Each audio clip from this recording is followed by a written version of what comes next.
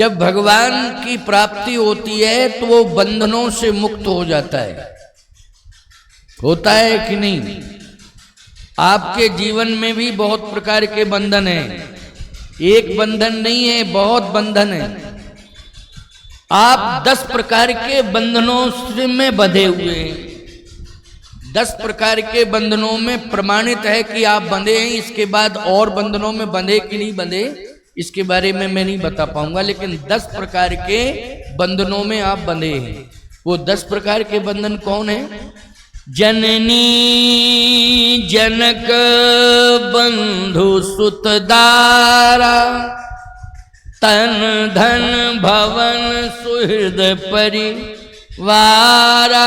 बोलो ये कितने, गिनती करो जरा, 10 हो गए ना। ये 10 प्रकार के बंधनों में आप बंधे हुए हो। अब मुक्त कौन करेगा आपको?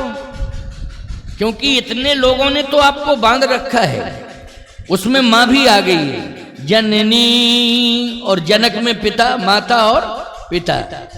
जननी जनक बंधु सुत दारा,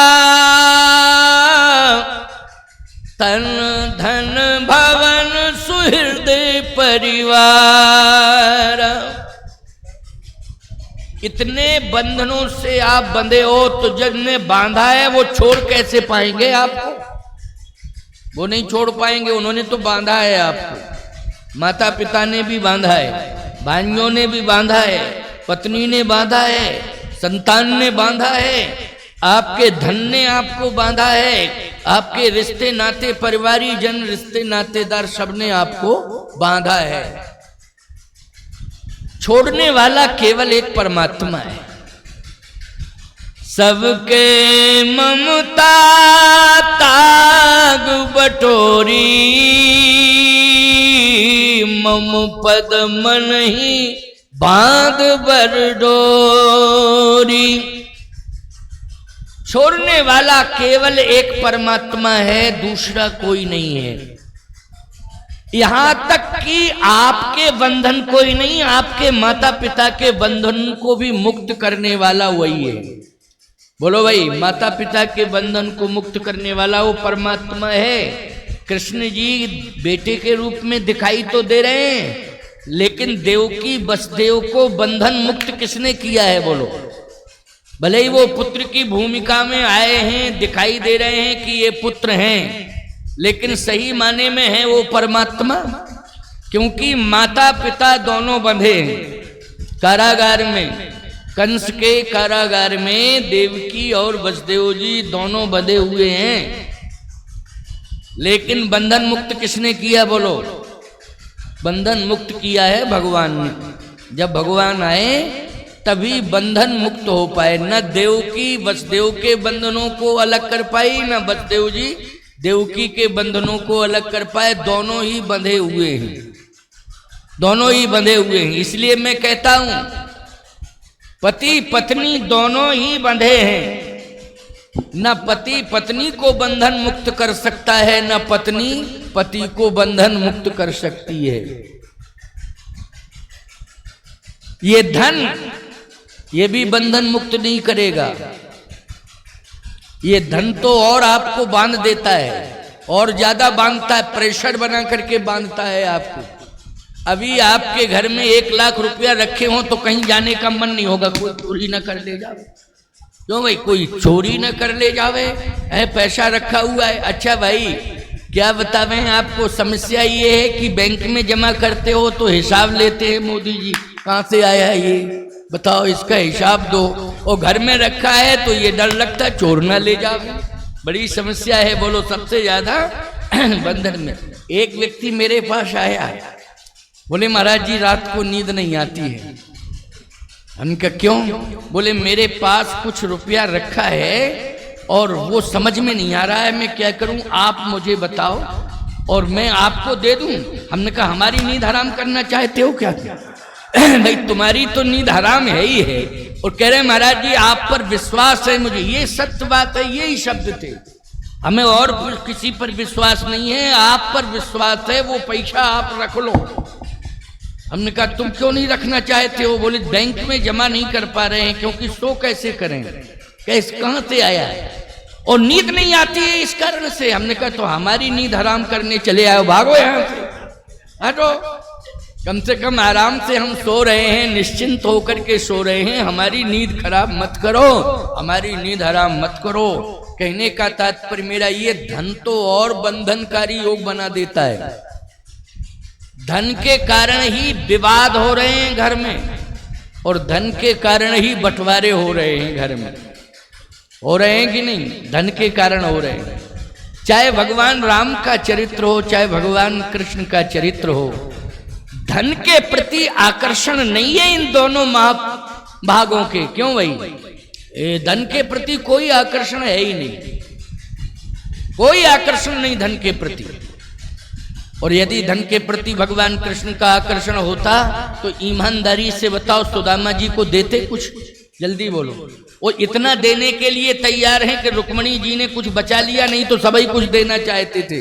बोलो भाई, धन के प्रति अगर आकर्षण होता तो बोलो भाई, सुदामा जी को सब कुछ देना चाहते थे, रुक्मणी जी ने थोड़ा सा अवरोध पैदा कर दिया उसमें।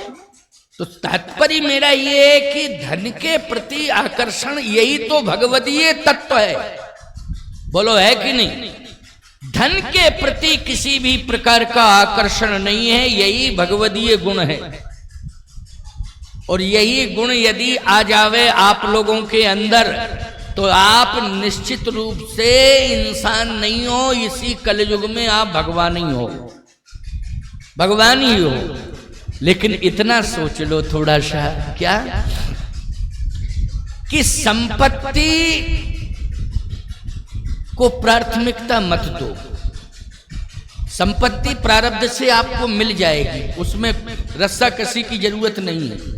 संपत्ति मिल जाएगी आपको, ऐसी बात नहीं है, मिल जाएगी। तुम प्रयास करोगे तो भी नहीं मिलेगी, और बिना प्रयास के आ जाएगी। आपको कैसे आएगी?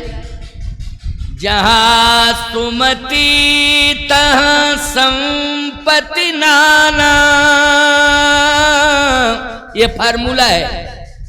इस फार्मूले को जो अपनाएगा, कन्फर्म 101% मैं कह रहा हूं कि वो सफल हो जाएगा, संपत्ति पाने में सफल हो जाएगा। जहां सुमति तहां संपत्ति नाना, और जहां कुमति तहां विपत्ति निधाना। जिम सुख संपत्ति बिनहि बुलाए,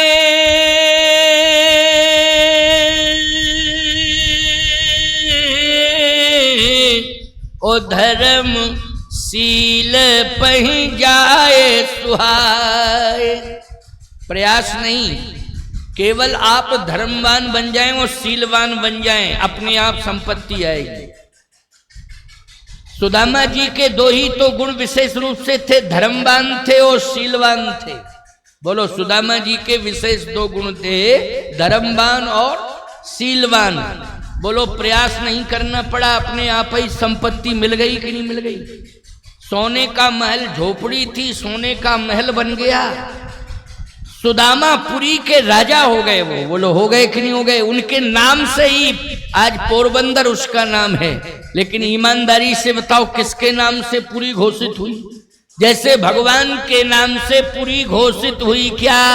बोले, द्वारकापुरी। बोलो भाई, तो द्वारकापुरी भगवान राजा हैं वहां के, यहां सुदामापुरी। बोलो, राजा कौन है? सुदामा जी। धर्म और शीलता के कारण राजा बन गए। प्रमाण मिला। अब आप रामायण का प्रमाण सुन लीजिए, क्योंकि कृष्ण जन्माष्टमी है ना, इसलिए मैं कुछ तुलनात्मक विवेचन कर रहा हूं।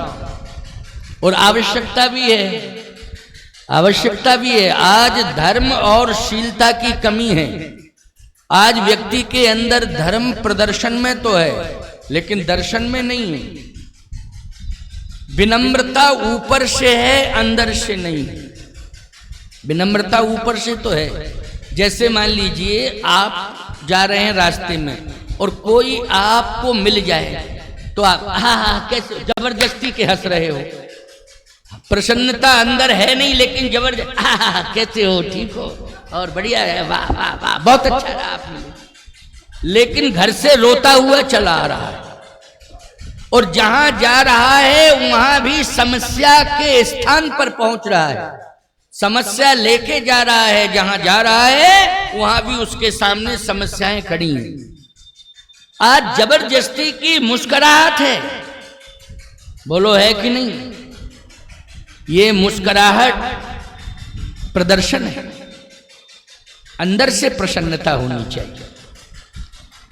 यदि आप वास्तविक धर्मवान हैं तो अंदर से प्रसन्नता रहेगी, अंदर से प्रसन्नता रहेगी कन्फर्म। आप घबराएंगे ही नहीं, आप आनंद से रहेंगे और दूसरे व्यक्ति को भी आप आनंद ही देंगे। धर्म एक दर्शन है, प्रदर्शन नहीं है। प्रदर्शन प्रदर्शन है, वो दर्शन नहीं है। जब धर्म का प्रदर्शन होने लगता है तो फिर विनाश की ओर व्यक्ति जाता है। इसलिए संत कहते हैं जब धर्म का प्रदर्शन होता है तब भगवान का चक्र सुदर्शन उठ जाता है। क्यों उठ जाता है ना? भगवान का चक्र सुदर्शन उठ जाता है जब धर्म का प्रदर्शन होता है। तो सुदामा जी के जीवन में धर्म है और शील है, इसलिए सुदामा जी को भगवान ने राजा बना दिया। रामचरितमानस में भरत जी के जीवन में भी धर्म है और शील है। बोलो है कि नहीं? धर्म और शील है।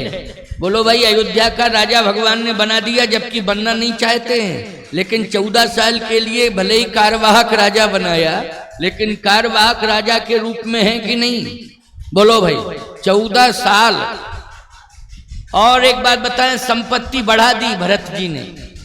सुदामा जी की संपत्ति बढ़ गई, भरत जी की संपत्ति 10 गुनी, राम जी को 10 गुनी बढ़ी मिली संपत्ति। भरत जी के 14 साल के कार्यकाल में वाल्मीकि रामायण के अनुसार 10 गुनी संपत्ति बढ़ी मिली। अच्छा बोलो भाई, कोई टैक्स लगाया था भरत जी ने? क्या कोई महंगाई बढ़ा दी थी? क्या किया था आखिर? कुछ नहीं। केवल धर्मवान हैं, शीलवान हैं, वो संपूर्ण गुण प्रजा में आ गए धर्म के और शीलता के। तो धर्म और शील जहां होगा वहां संपत्ति का सदुपयोग होगा, और जहां संपत्ति का सदुपयोग होता है वहां संपत्ति घटती नहीं है, संपत्ति बढ़ती है। और जहां संपत्ति का दुरुपयोग होने लगता है, याद रखना, संपत्ति वहां घटने लगती है और संपत्ति एक दिन चली जाती है, घटती नहीं, एक दिन चली जाती है। इसलिए जीवन में आज तक का प्रमाण है कि सुदामापुरी है, और सुदामा जी महाराज के नाम से सुदामापुरी है। आज कौन नहीं जानता है कि द्वारकापुरी है, भगवान कृष्ण के नाम से द्वारकापुरी है। द्वारकापुरी में जो भी जाता है वो वहां से सुख शांति समृद्धि लेकर आता है। बोलो क्यों जाते हो द्वारकापुरी? जल्दी बोलो। सुख समृद्धि शांति लेने के लिए जाते हो। जगन्नाथपुरी क्यों जाते हो? सुख संपत्ति समृद्धि लेने के लिए जाते हो। इसी प्रकार से सुदामापुरी भी जो जाता है उसे सुख शांति समृद्धि प्राप्त होती है। मैंने कल एक बात कही थी, आपको शायद अटपटी लगी होगी। ये सत्य है कि जैसे चित्रकूट है, चित्रकूट कोंच में आ सकता है, लेकिन कोंच चित्रकूट में नहीं पहुंच सकता। चित्रकूट तो कोंच में आ जाएगा, बोलो भाई, लेकिन चित्रकूट को कोंच बना सकते हो क्या? कोंच को चित्रकूट बनाया जा सकता है। बोलो, कोंच को क्या? चित्रकूट। लेकिन चित्रकूट को कोंच बता दो जरा, किस दृष्टि से? बुद्धि का व्यायाम कर लो पूरा, चाहे जितनी ताकत लगा दो, चाहे जितने पुराणों के प्रमाण ले लो, लेकिन चित्रकूट में कौच स्थापित नहीं हो सकता है। कौच में चित्रकूट स्थापित हो जाएगा। जैसे कौच में राम कथा मंदाकिनी चित्रकूट चितचार, तुलसी सुबग स्नेह वंश ये रघुवीर बिहार। बोलो बन गया चित्रकूट की नहीं? बन गया चित्रकूट कौच की नहीं? सीधी सी बात यह है कि तीर्थों में दो विशेषताएं देखने को मिलती हैं, एक तो धर्म और दूसरी शीलता। ये तीर्थों में देखने को मिलती है, तभी तो वो तीर्थ हैं। धर्म और शीलता का आधिक्य है, याद रखना। आप देखिए जरा, आधिक्य मिलेगा आपको, अधिक से अधिक धर्म तीर्थों में होता है, अधिक से अधिक वहां संत रहते हैं। तो संतों में क्या है, जल्दी बोलो? संतों में शालीनता है, विनम्रता है। साधु साधु क्यों कहते हैं? जो सादा जीवन जिसका हो। क्यों भाई? सादा जीवन उच्च विचार, मानव तन का यही सार। आचार्य श्री राम शर्मा जी का कोटेशन है ये, गायत्री परिवार का विस्तार जिन्होंने किया था।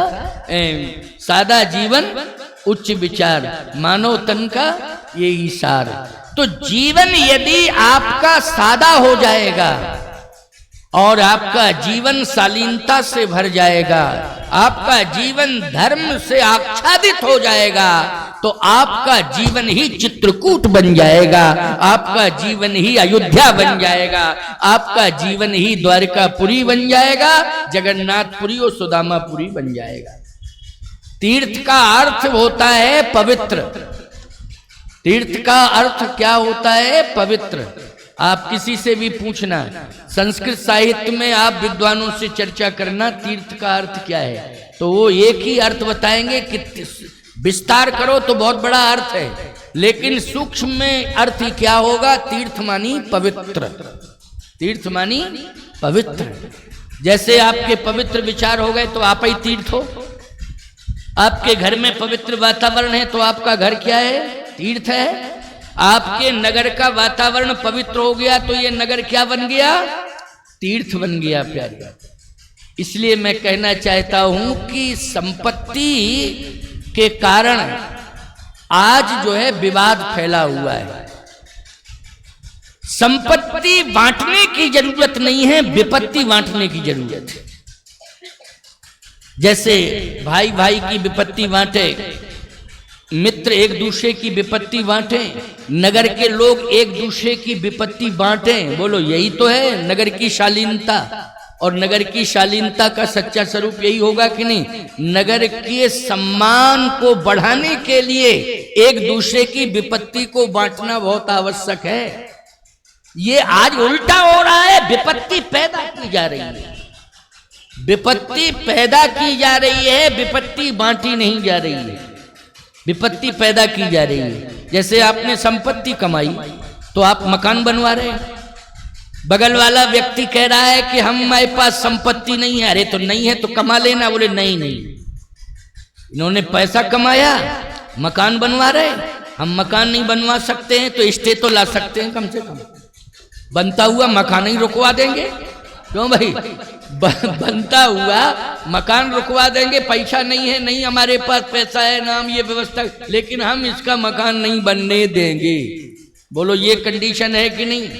अगर इस प्रकार की प्रवृत्ति बनी रहेगी तो याद रखना दरिद्र के दरिद्र बने रहोगे। यही कहते रहोगे महाराज पैसा आता बहुत है, रुकता नहीं।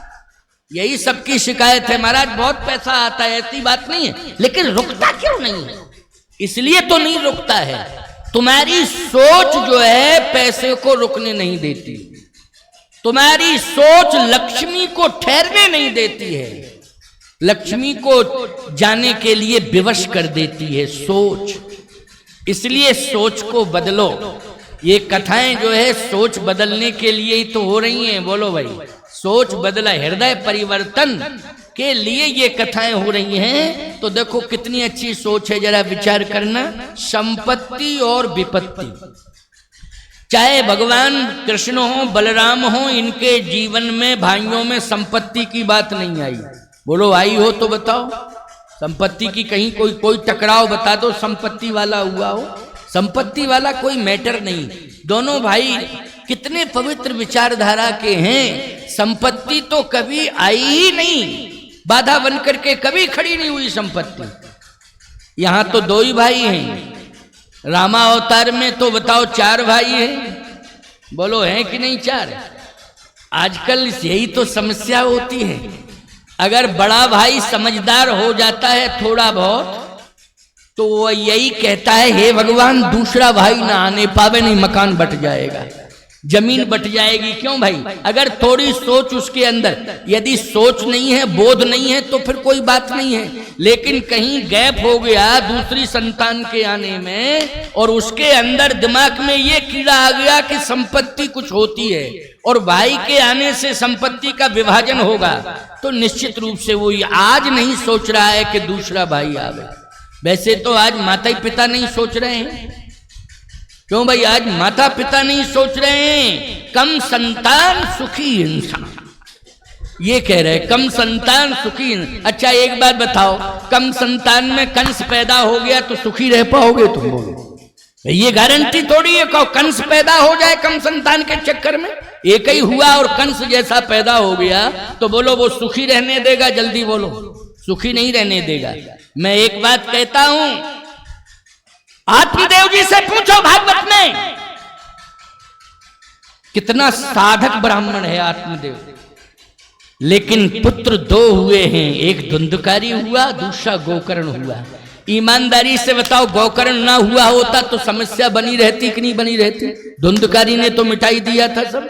बोलो मिटाया था कि नहीं मिटाया था? लेकिन उद्धार किसने किया? दूसरी संतान ने। किसने?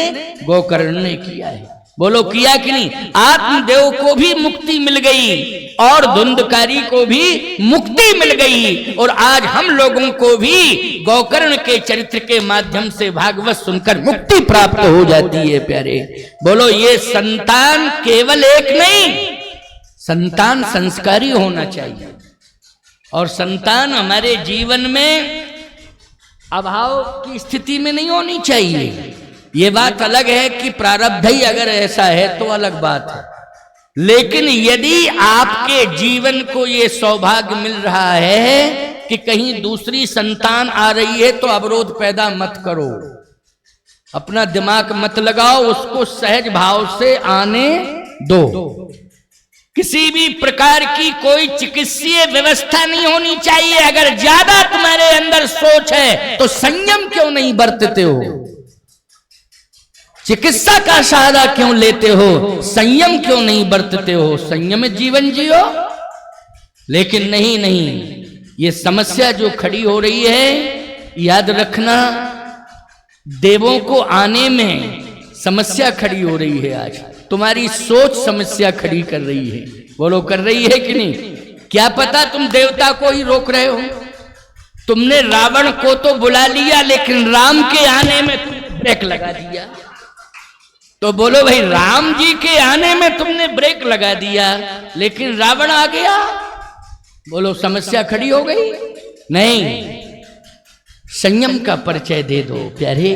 यही तो रामकृष्ण ने बताया है हमें। यहां 2 सुत सुंदर सीता जाए, लव कुश वेद पुराण गाए।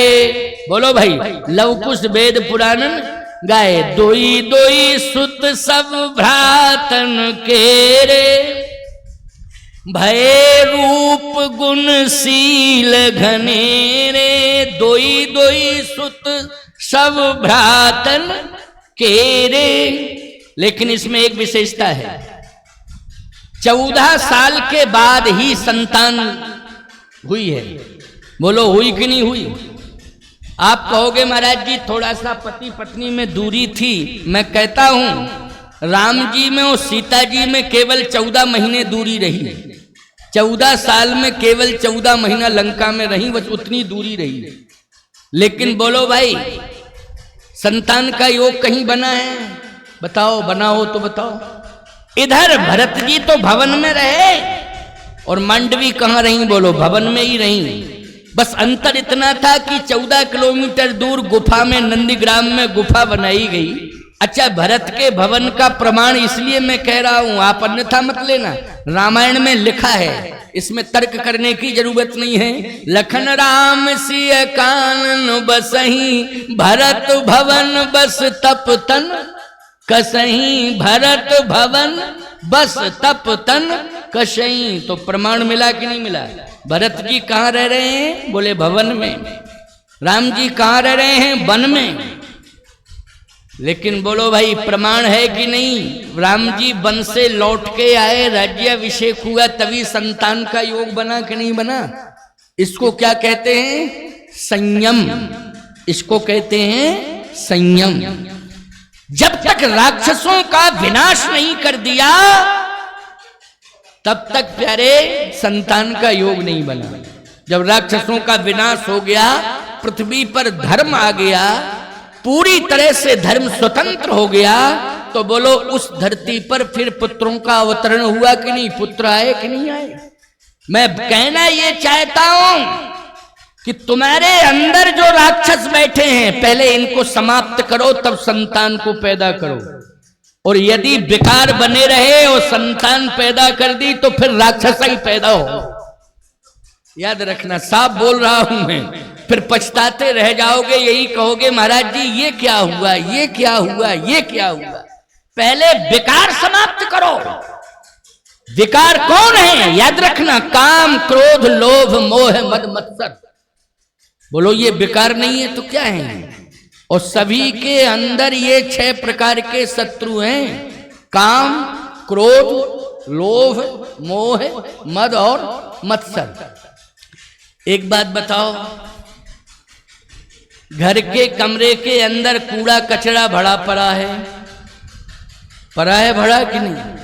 अब तुम सोच रहे हो कि हमारे घर में भगवान, संतान भगवान जैसी हो जाए, तो जब तक घर के अंदर का कूड़ा कचरा साफ नहीं करोगे तो भगवान को बिठा लोगे कहाँ? सोचो जरा, कहाँ बिठा लोगे? मैं एक बार कहना चाहता हूं, जब सड़कों पर विमान निकलता है तो इसके पहले झाड़ू लगाई जाती है।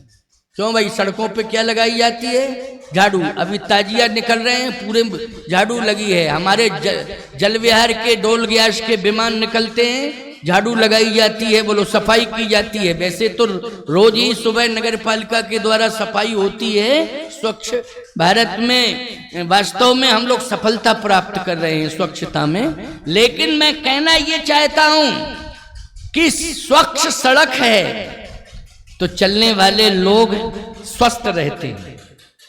बोलो स्वच्छ सड़क है तो सड़क पर चलने वाले लोग कैसे रहते हैं? स्वस्थ रहते हैं। घर हमारा स्वच्छ है तो घर के अंदर रहने वाले लोग कैसे होते हैं? स्वस्थ होते हैं।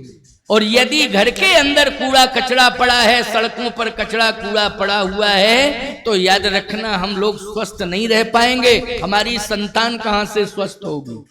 इसलिए हमारे अंदर जो कचरा भरा पड़ा है, काम, क्रोध, लोभ, मोह, मद, मत्सर, इन सबको साफ करना है। आप कहो महाराज ये साफ कैसे होंगे? यही तो सत्संग में साफ हो रहे हैं। बोलो सत्संग से ये सफाई की जा रही है कि नहीं की जा रही है? सत्संग से ये सफाई की जा रही है। लेकिन बस अंतर इतना है प्यारे कि आपको बताए हुए सिद्धांत पर चलना पड़ेगा, चलना पड़ेगा। अगर बीमारी है तो डॉक्टर साहब कह रहे हैं कि दवा खाओ। क्यों भाई डॉक्टर हरिमोहन जी? दवा खाओ, लेकिन दवा आप खा नहीं रहे हैं तो फिर ये बीमारी कैसे दूर होगी आपकी? हो ही नहीं सकती है दूर। फिर आप कहो नहीं लेके आए हम, तो है कहाँ? बोले अलमारी में रखी है। क्या फायदा है कि अलमारी में रखी है, लेके आए, खा क्यों नहीं रहे हो? जब तक खाओगे नहीं और परहेज नहीं करोगे तब तक रोग का निदान नहीं होगा। आपको परहेज करना पड़ेगा, औषधि को ग्रहण करना पड़ेगा। ये चिंतन जो है औषधि के रूप में, बोलो क्या है ये? औषधि के रूप में है। रघुपति भगति सजीवन मूरी, अनुपान श्रद्धामति रूरी रघुपति भगत सजीवन मूरी। संजीवनी बूटी का क्या अस्तित्व है? संजीवनी बूटी के बारे में आपने कथाएं सुनी होगी, रामलीला यहां बड़ी प्रसिद्ध होती है। लक्ष्मण के प्राण किसने बचाए थे? जल्दी बोलिए। संजीवनी बूटी ने बचाए थे। भगवान राम ने इस बात को कहा है कि मेरी गोदी में लक्ष्मण भले ही क्यों नहीं लेट गया, लेकिन जब तक संजीवनी बूटी नहीं आएगी तब तक लक्ष्मण को जीवंत नहीं मिलेगा, भले ही मेरी गोदी में लेटा है। बोलो, अर्थ समझ में आ रही है? अर्थ आ रहा समझ में कि नहीं? दिमाग रखो, जरा सोचो। सामान्य सी बात है, लेकिन विचार करोगे तो अर्थ बहुत बड़ा निकल के आएगा। लक्ष्मण जी कहाँ लेटे थे? बोलो। भगवान की गोद में लेटे थे। अच्छा, लेके कौन आए थे लक्ष्मण जी को? हनुमान जी लेके आए थे। तो दोनों के अस्तित्व पर विचार किया जाए, राम जी के और हनुमान जी के अस्तित्व पर अगर विचार किया जाए तो बोलो भैया, इतने प्रभावशाली राम और हनुमान जी से ज्यादा प्रभावशाली दुनिया में कोई है? लेकिन श्री राम और हनुमान से भी ज्यादा प्रभावशाली है संजीवनी बूटी। अगर ये प्रसंग सत्य है कि संजीवनी बूटी ने प्राण बचाए हैं, तो बोलो दोनों से ज्यादा बलिष्ठ कौन है? जल्दी बोलो। राम और हनुमान। क्योंकि राम हनुमान जी हाथों से में लेके आए हैं लक्ष्मण जी को, बेहोश है लक्ष्मण, हनुमान जी उठा के लाए हैं। और लिटाया कहां है? बोले परमात्मा की गोद में। बोलो, लिटाया कि नहीं? इसके बाद भी राम जी रो रहे हैं, नहीं नहीं नहीं नहीं, उपाय करो, उपाय करो, उपाय करो। तो सुखैन वैद्य ने कहा एक ही उपाय है। क्या? संजीवनी बूटी आ जाए तो प्राण बच जाए, प्राण बच जाए, संजीवनी बूटी समय से आ जाए। तो इसका मतलब है संजीवनी के अस्तित्व को राम जी ने भी स्वीकार किया और संजीवनी के अस्तित्व को हनुमान जी ने भी स्वीकार किया है। और ये प्रत्यक्ष को प्रमाण की जरूरत नहीं है। संजीवनी बूटी जैसे ही लक्ष्मण जी को मिली और थोड़ा सा मुख में गई तो उठ बैठे लक्ष्मण हर्षाई, चैतन्यता आ गई, समस्या का समाधान हो गया। तो मैं कहना ये चाहता हूं कि चाहे राम जी का अस्तित्व हो, चाहे कृष्ण जी का अस्तित्व हो, चाहे देवी दुर्गा शिव का अस्तित्व हो, लेकिन जब तक तुम्हारे जीवन में भक्ति की संजीवनी नहीं आ जाएगी तब तक तुम्हारा काम बनने वाला नहीं है। भक्ति की संजीवनी। बोलो भाई, किसकी संजीवनी? भक्ति की संजीवनी। क्योंकि रघुपति भगत सजीवन मूरी।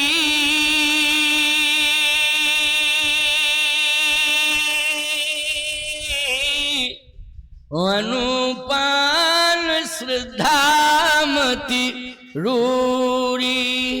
इसलिए भगवान की भक्ति बहुत अनिवार्य है।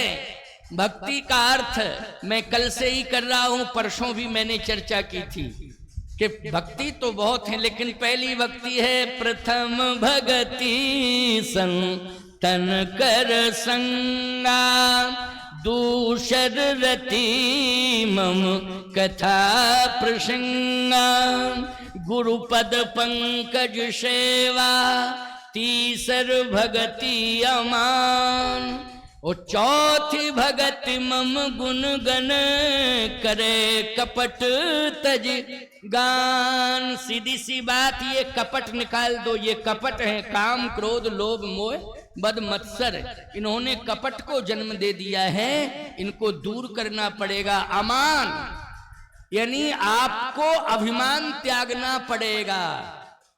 बोलो, क्या त्यागना पड़ेगा? अभिमान त्यागना पड़ेगा। यदि अभिमान बना रहा तो भक्ति का असर आपके जीवन में नहीं होगा। पहला तो अभिमान यही त्यागो। अभी कुछ लोग कह रहे होंगे कथा सुनने क्यों नहीं जा रहे हो? अरे बोले, जो कथाएं हो रही वो हम पहले से ही जानते हैं सब, वो हम पहले से ही जानते हैं जो कथाएं हो रही, अब क्या सुने? अच्छा एक बात बताओ, रोज घर में दाल रोटी बनती है कि नहीं बनती है? तो जानते नहीं हो कि कल वही बनी थी, आज वही, फिर खा क्यों रहे हो रोज? रोज क्यों खा रहे हो उसको? वही तो दाल रोटी है, कोई अलग से बन गई है क्या? है फिर क्यों खा रहे हो? कारण क्या है? क्योंकि उसके बिना तुम्हें विश्वास से जिंदा नहीं रह सकते, जिंदा नहीं रह सकते हो। तो जैसे दाल रोटी के बिना हम जिंदा नहीं रह सकते हैं, वैसे ही क्यों ये दाल रोटी हमें क्या देती है? जीवंत देती है। बोलो देती है जीवंत कि नहीं? दाल रोटी और खा के हम जिंदा रहते हैं। अन्न में क्या है? प्राण है। अन्न में क्या है? अन्न में प्राण। इसलिए अन्न में प्राण है, हम जिंदा रहते हैं, ये विश्वास है तुम्हें, इसलिए दाल रोटी खाते हो। मैं एक बात कहना चाहता हूं, रोज दाल रोटी खाते हो, तुम्हारी जीवन रक्षा करती है दाल रोटी। ऐसे ही मैं सत्य कह रहा हूं आपसे, आप अपने जीवन में प्रतिदिन सत्संग की संजीवनी जो मैं दे रहा हूं, क्योंकि डॉक्टर के पास रोज रोज नहीं जाते हो, या तो 15 दिन में जाते हो या